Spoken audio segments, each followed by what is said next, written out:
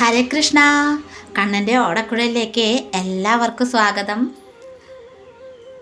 ഭഗവാന്റെ ഗോലോക വൃന്ദാവനത്തിൽ നിന്ന് ഭഗവാന്റെ പ്രിയപ്പെട്ട സഖി രാധാറാണി അമ്മ ഭൂലോക വൃന്ദാവനത്തിലെ ജനിച്ച ദിവസമാണ് രാധാഷ്ടമി.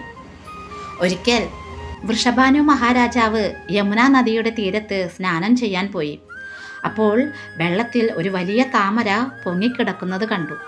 അതിൽ നിന്ന് 1000 സൂര്യന്മാരെ പോലെ തിളങ്ങുന്ന സ്വർണ്ണ പ്രഭാവലയം പുറപ്പെടുന്നു.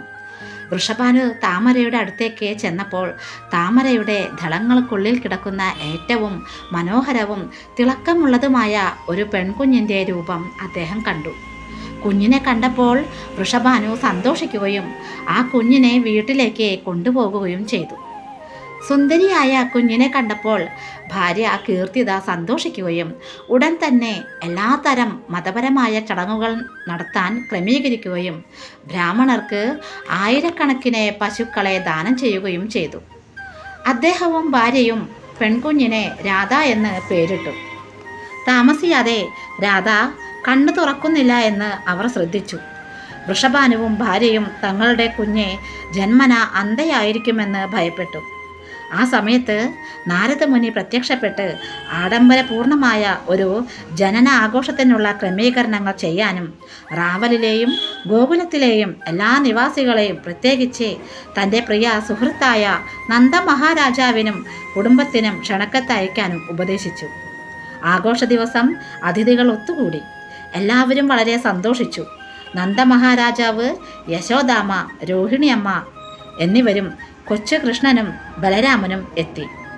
യശോദ തൻ്റെ ഉറ്റ സുഹൃത്തായ കീർത്തിതയെ കാണുകയും ഇത്രയും സുന്ദരിയായ ഒരു പെൺകുഞ്ഞിനെ പ്രസവിച്ചതിനെ അവളെ അഭിനന്ദിക്കുകയും ചെയ്തു. അതേസമയം കുഞ്ഞു കൃഷ്ണൻ കൈകളും മുട്ടുകളും ഉപയോഗിച്ച് മുട്ടുകുത്തി ഇഴഞ്ഞു നടക്കുകയായിരുന്നു.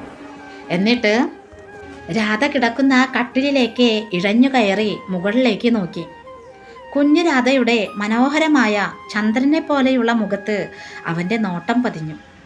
ആ നിമിഷം ശ്രീമതി രാധാറാണിയുടെ കണ്ണുകൾ വിടർന്നു വിശാലമായി താമരപ്പൂക്കൾ പോലെ വിരിഞ്ഞു. കൃഷ്ണനെ നേരിട്ട് നോക്കി. രാധ കണ്ണു തുറന്ന് ആദ്യമായി കണ്ട വ്യക്തിയായിരുന്നു കൃഷ്ണൻ. അങ്ങനെ തങ്ങളുടെ പ്രിയപ്പെട്ട മകൾ അന്ധയല്ലെന്നറിഞ്ഞപ്പോൾ വൃഷഭാനുവും കീർത്തിതയും അതിയായി സന്തോഷിച്ചു. റാവലിൽ ജനിച്ച രാധ പിന്നീട് ബർസാനയിലേക്ക് മാറി. എല്ലാ ഗോപികമാരുടെയും മുഖ്യയായിരുന്നു രാധ. ശ്രീകൃഷ്ണനിൽ സ്വയം സമർപ്പിച്ച ഭക്തിയുടെ പ്രതീകമാണ് രാധ. രാധയുടെ ജന്മദിനമായ ഭാദ്രപദ മാസത്തിലെ ശുക്ലപക്ഷ അഷ്ടമി രാധാഷ്ടമിയായി ആഘോഷിക്കുന്നു. ഈ പ്രാവശ്യത്തെ രാധാഷ്ടമി ഓഗസ്റ്റ് 31 ഞായറാഴ്ചയാണ്. 1000 ഏകാദശി വ്രതം എടുക്കുന്നതിൻ്റെ തുല്യമാണ് ഒരു രാധാഷ്ടമി വ്രതം ആചരിക്കുന്നത്. രാധാഷ്ടമി ദിനത്തിൻ്റെ തലേദിവസം തന്നെ നമ്മൾ വീടെല്ലാം ശുദ്ധിയാക്കണം. നോൺ വെജ് ഒന്നും ഉപയോഗിക്കരുത്. രാധാഷ്ടമിയുടെ ദിവസം രാവിലെ ബ്രാഹ്മമുഹൂർത്തത്തിൽ എണീറ്റ് കുളിച്ച് രാധാറാണിയമ്മയ്ക്കും ഭഗവാനും വിളക്ക് വയ്ക്കുക. നെയ്വിളക്ക് വയ്ക്കാൻ പറ്റിയാൽ വളരെ നല്ലതാണ്. അതുപോലെ നമുക്ക് കഴിയാവുന്ന വിധത്തിൽ പൂജ ചെയ്യുക. മധുര പലഹാരങ്ങളെല്ലാം വയ്ക്കുക. രാധാറാണി അമ്മയുടെ പിറന്നാളാണല്ലോ, അപ്പോൾ നമുക്ക് കഴിയാവുന്ന വിധത്തിലുള്ള മധുര പലഹാരങ്ങളൊക്കെ രാധാറാണിയമ്മയ്ക്ക് നിവേദിക്കുക. മുല്ലപ്പൂ മാല ഇട്ട് കൊടുക്കാം, തുളസി മാല ഇട്ട് കൊടുക്കുക, തുളസി കൊണ്ട് പൂജ ചെയ്യാം. അതുപോലെ തന്നെ രാധാ ഗായത്രി, രാധാ അഷ്ടകം, രാധാ കവചം, രാധാ സഹസ്രനാമം എന്നിവയൊക്കെ ചൊല്ലുന്നത് വളരെ നല്ലതാണ്. അന്നത്തെ ദിവസം നമ്മൾ ഉച്ച വരെയാണ് വ്രതമെടുക്കേണ്ടത്.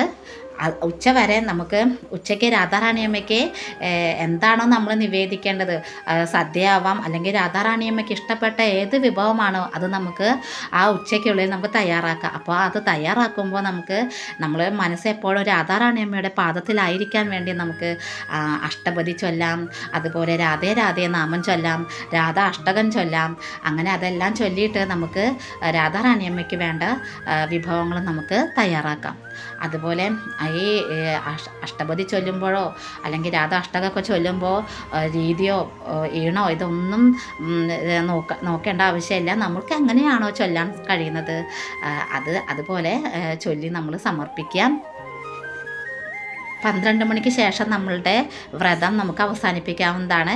എന്നിട്ട് രാധാറാണിയമ്മയ്ക്ക് വെച്ച സദ്യയാണോ അല്ലെങ്കിൽ വേറെ എന്തെങ്കിലും വിഭവങ്ങളാണോ വെച്ചത് അത് നമുക്ക് കഴിക്കാവുന്നതാണ്. രാധാറാണി എന്ന് പറയുന്നത് ഭഗവാന്റെ ഹ്ലാദിനി ശക്തിയാണ്. രാധാറാണിയമ്മയുടെ അനുഗ്രഹം ഉണ്ടായാലേ നമുക്ക് ഭഗവാനെ ലഭിക്കുകയുള്ളൂ.